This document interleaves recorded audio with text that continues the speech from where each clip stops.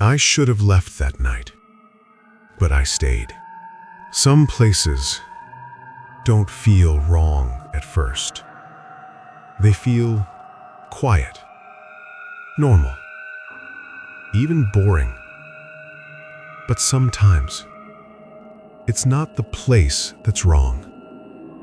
It's the people watching you before you even realize you're not alone. Tonight's story is about someone who ignored every warning sign and paid for it by getting just a little too close to something very real. Part 1. The Assignment. Last October, I was sent out of town for work. I repair commercial refrigeration units, the kind you find in grocery stores, restaurants, places like that. Normally, I stay within a couple hours of home, but that week, we were short-staffed. So I got assigned to a small town, farther out than usual. The kind of town where nothing happens. And maybe that's the problem.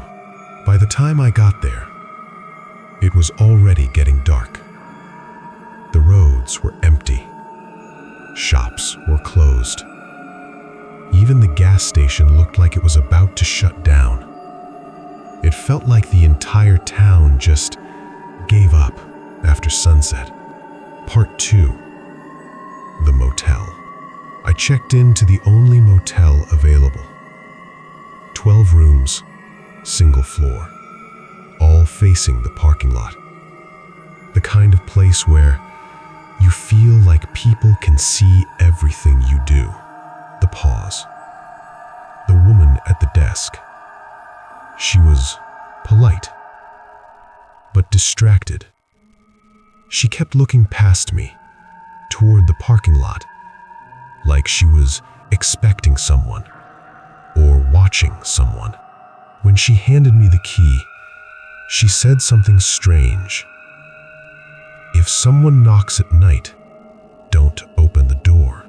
Not be careful, not lock your door. Just don't open it.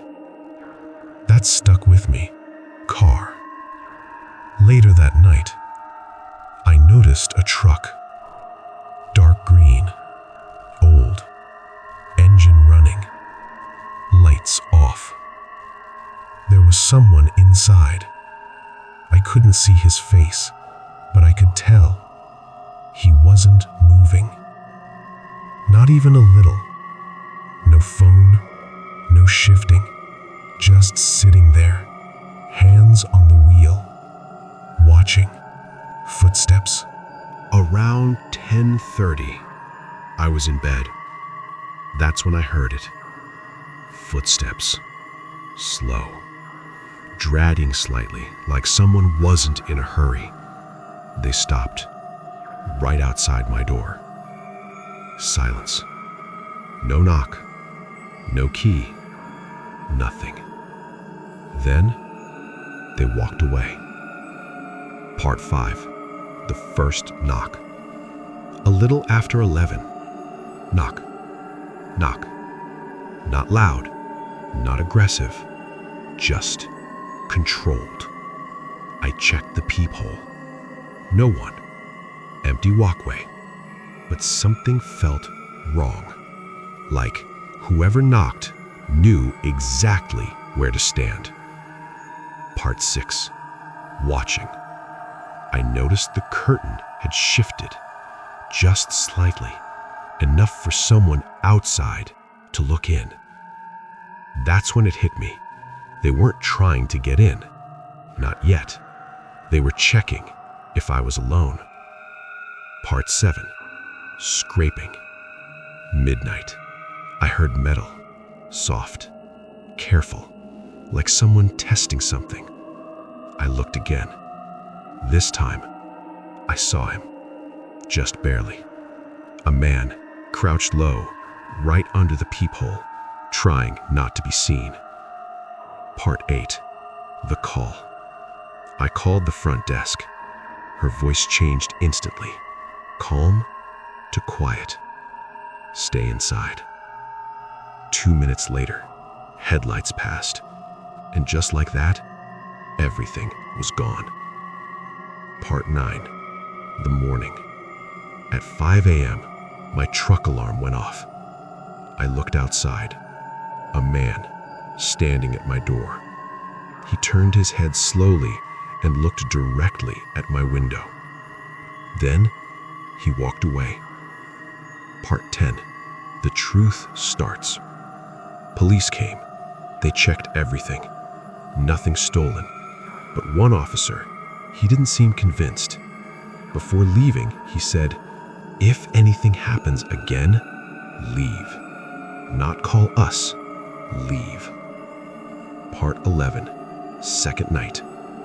I should have listened, but I stayed. That night, the truck came back. Same one, same spot, lights off, waiting. Part 12. The window. Around 11, tap on the window. Then again, closer this time. Then something dragged down the glass, slow, like a fingernail. Then I heard something worse. The room next to mine opened. I knew that room was empty, but now someone was inside, moving quietly. The bathroom window started moving, slowly opening. I ran over and pushed it shut.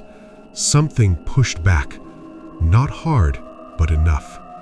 Enough to know someone was right there. Then, footsteps outside. More than one. Soft knocks again. The same pattern, like a signal. I called 911, whispering, barely breathing. Then, headlights hit the room, and suddenly, running. Multiple people, not one, at least two, maybe more. When police checked the room, they found something. A piece of paper, hidden under the bed. My room number, my truck plate, written down. That's when I understood. This wasn't random. They didn't pick me that night. They had been watching since I arrived. The officer told me quietly this had happened before, to men traveling alone. They'd follow them, wait, watch, test the door, test the windows, and if they got in, no one knew what happened next. I didn't wait. I packed everything, left immediately. Didn't even finish the job, didn't care. Even now, I think about it. How long were they watching? How close did they get while I was asleep? Sometimes, you don't survive something because you were smart. You survive because someone else made a mistake or ran out of time. And somewhere out there are people who are still waiting for the next person who doesn't leave.